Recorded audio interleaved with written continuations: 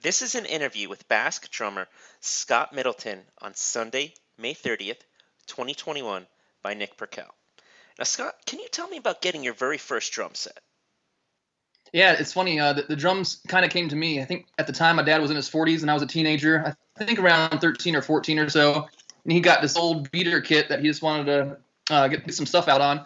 And eventually I just got some speakers, started pointing them at the kit, and started playing along to songs. This is like late 90s, I'd say, like 98, 99-ish, somewhere in there. So yeah, like I feel like I learned a lot by trying to imitate like Travis Barker and a lot of new metal and all that stuff, and then a lot of like alternative rock radio from back in the day when I feel like was the last linchpins of good radio in America. I feel like alternative rock radio was pretty awesome, like in the 90s, with Smashing Pumpkins and Hum and stuff like that, still on the airwaves. But yeah, long story short, it kind of fell into my lap, and I've had some time away over the years from the instrument, but came back to it just realizing it's like, yeah, it's crucial for me to play music and to get out my stuff on the drums. Now, when you were younger, were you involved with private tutors, classes in school, or conservatories to develop yourself as a musician? Yeah, in hindsight, I wish I was in marching band. I don't have that background at all, but I took some private lessons over the years. And yeah, shout out to one of the most influential drum teachers ever for me in the Charlotte, North Carolina area, named Curtis Wingfield. He taught me a lot, like basically taught me how to read a little bit. But yeah, no really intense training in high school or anything. I was in men's choir my senior year of high school, and that was way over my head. I would just, be by my buddies that kind of knew what they were doing and try to match their pitch and stuff. But that class was actually, I think, more influential to me than I often know. It was definitely way outside my comfort zone because I'm no singer. But yeah, somehow winged that with some of my buddies, and I feel like every little experience like that helps with just your background knowledge in general. But yeah, so no crazy formal training besides some drum lessons. And yeah, long story short, I had a lesson when I was out of drumming years ago that was really influential for me with Blake Richardson of Between the Buried and Me. And I was very nervous for that. So I drove up to Winston-Salem from the Charlotte area at the time and took like, I think, an hour or so lesson with him. And he was really encouraging. And at that time, I was like 5 or 6 years out of really playing in a band or anything like that. And just to have some encouragement from him was really awesome and kind of lit a fire under me to some extent. And I also want to give a shout out to a really badass drummer in the Western North Carolina area. He's out of Brevard, North Carolina, and his name is Jeff Sipe. He's like a rock / jazz / fusion master. And I took a lesson with him a couple years ago, and it was really good stuff. Where like he's so good, I'm still like soaking in some of the things he taught me, and I think some of the stuff is still quite over my head. So I've got work to do, Now, how far do you and your bandmates in Bask go back, and did you work with any of them in previous bands? No, we had not been in previous bands or anything. I think myself and the lead singer, Zeb, he grew up in Wilkesboro, which is like Western North Carolina-ish. It's kind of, I guess, southeast of Boone. Anyway, and I grew up like in the Charlotte music scene, so I feel like we kind of crossed paths maybe back in the day, back in the mid-2000s or so at like indie / hardcore shows or whatever. But yeah, I think we all kind of found ourselves in Asheville wanting to pursue music to some degree. It's a big reason why I moved here because I knew it was a good local music scene, and there's just a vibe. There's an artsier vibe here compared to most places in North Carolina, to where like kind of counterculture stuff is a little bit more acceptable, and just living a different lifestyle like that. But yeah, we all just kind of came together. Got lucky. Like I was introduced to Ray, the guitarist, and he does background vocals. I was introduced to him through a mutual friend in the music scene, and we jammed for a year and a half, and had a hard time finding the right fits, but it finally came together. We had a Jesse Van Note on bass, and then Zeb Wright on guitar and vocals, and we've been pretty busy since then. That was 2013 when we all first got together, and yeah, not so busy this past year for obvious reasons. But yeah, 2013 and on, we just kind of put the pedal to the metal and try to play a lot and do some cool things, and we've been lucky in the meantime. Now, when did songwriting for your third album begin, and what were the early sessions like, along with what was going on? Yeah, that's a good question. To be honest, I can't even remember. I guess like 2018-ish is when we started writing for 3. And it's the most work we put into any album. Yeah, we definitely treat it like a part-time job. I feel like we were putting in between like 10 and 15 hours of writing songs a week, like doing Sundays and Mondays. And yeah, we were just definitely trying to take it to a little bit different level with all that. But who knows, like there's ideas in the ether quite often that could have been before 2018. I think, yeah, some songs probably had some bones to the songs were there before 2018, I'd say. But yeah, we just got the ball rolling on that, and we're pretty happy with the past album we put out with working with Matt Bayless at Echo Mountain Studios in Asheville. It was a really cool experience, and we were lucky to be at that studio and to work with Matt. Can you tell me about some of the recording equipment you used? Yeah, I can't go into crazy detail on the guitar stuff, but on drums, obviously, I can go into further detail. I got a John Bonham reissue kit. It's a Vista Light kit, which is the plexiglass, or excuse me, acrylic, I should say. And they're really like big, boomy, kind of boingy drums, and used 14-inch rack, 16-inch floor tom, 18-inch floor tom with the 26-inch kick, and 6.5 by 14 Black Beauty snare. And yeah, I'll never forget one of the moments from recording is I hit one of my floor toms, and I feel like the resonance from the note lasted, it seemed like 15 seconds or so. Just the room was so big, where yeah, my ear was up to the drum and it was just like ringing forever. It was really cool to get that big boomy drum sound in a very high ceiling room. It's actually an old church at Echo Mountain. Yeah, it was like a really inspiring place to record. Personally, for you, what was your favorite song you recorded from those sessions? Yeah, the first song that comes to mind is Maiden Mother Crone. Just because it was a bit of a curveball for us. It's the album closer, and we had Jed Willis on pedal steel, and then Meg Mulhern on violin. They joined us, and yeah, it's a very different side of the band that came out in that song. Yeah, so just for that experimental factor of it, I'd say that one definitely first comes to mind. And if I had to pick another one, it'd be New Dominion, just because it's these big tom hits, and it's really fun to play, and I think it captured a very good drum tone in the studio there. With the album, what would you say were like the 2 songs that you felt you had the most collaboration on with the entire band together?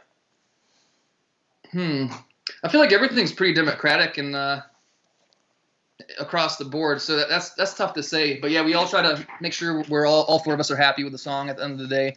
And we all have such different strengths. Like some of us bring more of that like formatting a song into the equation. Some of us, are better at like jamming out a part to oblivion and then maybe stumbling upon something. And I feel like that yin and yang tends to bring a decent result. And at times, though, I know we get frustrated with each other, just like any band. But yeah, we all, just bring different stuff to the table where we try to balance it out and just make sure that everybody is happy with the end product, and that first and foremost we're liking the music we write and play, because that's the most important thing at the end of the day, Well then, what would you say is your favorite song to play live from the album? Yeah, that's another tough one. A lot of it's really fun to play, to be honest. There's a lot of twists and turns in some of the stuff, and yeah, I'm so bad at favorites. But yeah, I mentioned New Dominion. That's fun to play, just because it's kind of hard hitting. But Three White Feet's really fun to play as well. So yeah, I don't know. I guess I'll plead the fifth because yeah, I'm so favorites across the board with any questions. So yeah, the new material is fun. So yeah, I don't have a good answer for that one. By the way, what albums did you find you listened to the most during the recording of it? Yeah, I'm having a hard time thinking back to the time of recording, but I'm drawing a blank on the album title. But the newest Battles album that came out a couple falls ago, I feel like that was in the mix. And I think during that time I was slowly getting into more kind of spiritual / free jazzy kind of stuff, like a Don Cherry album, Brown Rice. And I feel like there's always a lot of weird mixtures of sounds going on, of things that we're inspired by, whether it's some black metal or some ambient and experimental stuff. But yeah, like thinking back to 2018, I'm having this bit of a hard time remembering everything that was stewing in the pot back then. With the pandemic, have you ventured into any new hiking spots around North Carolina to become inspired for new songs? Oh yeah, to some degree. I don't think I got there during the pandemic as much as I'd wanted to, but just within the past week, I went to Table Rock, which is part of the Linville Gorge, and the way I describe that is it's like almost like the Grand Canyon of Appalachia or the Blue Ridge Mountains in a way. And I'm sure it's not nearly as vast, but I feel like it's the closest thing we might have to that East Coast. It's just like, yeah, this beautiful, pretty enormous views and stuff. So yeah, Table Rock was a really good experience, and yeah, the whole band met up a couple weeks ago and had a sweet boating trip out at Lake Fontana, and there's a bunch of great mountainous views out there. And that's like that's quite west of Asheville, about an hour plus west of Asheville. And yeah, that was a great experience, you know, to hang with the boys, have some food and have some fun on the boat. And yeah, it's been, you know, a crazy long year, and so that was May this year, and we hadn't all four been together since February of 2020. At that time, we were doing a few shows down in Florida with Torch, and we had a small little run, and then things kind of got flipped upside down, and here we are. Now, can you tell me about recording the music video for Rid of You? Yeah, that we collaborated that one with a friend out of Kentucky. I think he's in Lexington, and I have to look up his Instagram handle, but he does a lot of cool work like that. That's kind of glitchy and psychedelic looking and everything. So with that, we just put the ball into his hands. I think it's Yovazol. I think I'm saying it right. I'm gonna have to look it up real quick. But yeah, we kind of gave him some direction on that, and he ran with it, and we're pretty happy with how that turned out. Let's see. Yeah, it is Yovazol on Instagram. He does a bunch of cool work. But yeah, he took the reins on that one. We just gave him some keywords and some vibes of how we wanted it to be portrayed, and he nailed it. Must Carry Me Home was a recent demo you uploaded to your Bandcamp. Can you tell me about that one? Yeah, from what I remember, it's a slightly stripped down version, but like, yeah, as you can hear, it's almost like the format in completed form. And Ray wrote that on like vacation traveling Asia, and I think maybe some other countries as well. Or quite a few countries, I should say. But yeah, he brought that back to us, I think being inspired off of vacation, and he wrote it on like a little travel guitar, which, yeah, I think that sounds pretty tough to me because it's so much smaller. But yeah, he brought that idea to us, and that's definitely one of our favorite songs to play live. It's pretty heavy, pretty upbeat, and a little mysterious sounding, and we often close sets with that one just because it's a good one. I think most of the fans like it pretty well. Now, I think some of my favorite doom and stoner band albums that really amazed me in the past 10 years were Stake Number 8, now called Stake, Pony Killer, and Isonortal. What are some winners on your list? Oh man, yeah, those ones are over my head. I feel like I'm out of the know a little bit, but yeah, we were so stoked to find out we were going to tour with Elder, and I feel like for me, I think that band just hit like a very high water mark with Omens, that album that put out in 2020, because it's just very progressive. I hear like hints of Yes at times, and it's heavy, but it's uplifting. It's not depressive to me, which, you know, there's enough of that in the world. So I appreciate bands with that kind of sound and that kind of vibe. And then our buddies in Paul Bear, we all admire, and they've been crushing it. And actually, I've listened to what was it, Heartless? Is that the one that put out a couple years ago? And listened to that again, and that hits the spot for me. But yeah, I guess in the past year as well, I think the band that came back and did a mic drop was Hum with their album Inlets, which, you know, I think in the 90s they were kind of considered a shoegaze space rock band, but to me it's so doomy. The tones are heavy as hell. Yeah, and they captured these huge, amazing tones with some of the best riffs I've heard in years, where like there's a couple songs on there that just makes me want to rage. So yeah, I definitely recommend people go check out Inlet by Hum. I think it came out in 2020, and yeah, those guys are the godfathers of that space rock sound. And yeah, it's just crazy to hear that album now, and you can kind of pinpoint how influential they've been. And yeah, I can hear their sound in so many bands in the past 20, 30 years. And yeah, so props to Hum for putting out that killer album. Yeah, Stake Number 8, I actually found that out from Indie Recordings of Norway. Really trippy stuff from Belgium.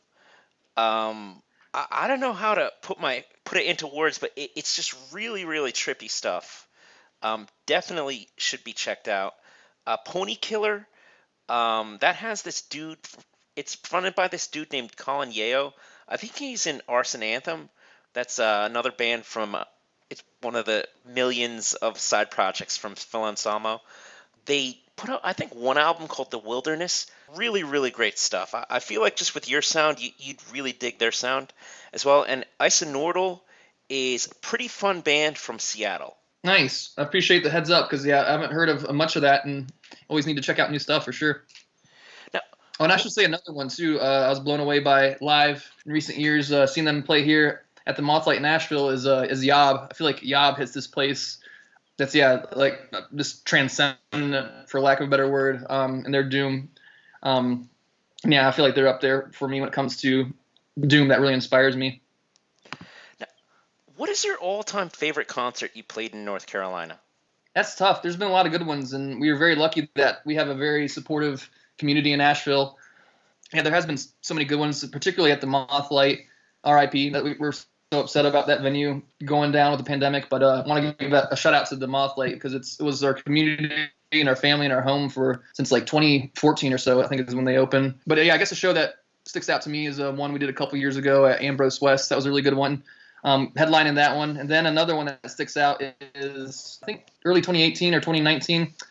We opened for Paul Bearer and Ruby the Hatchet at the Gray Eagle in Asheville, and that was a great night. That was just good times, two great bands that we admire and a lot of good people around, and that one sticks out in my brain for sure.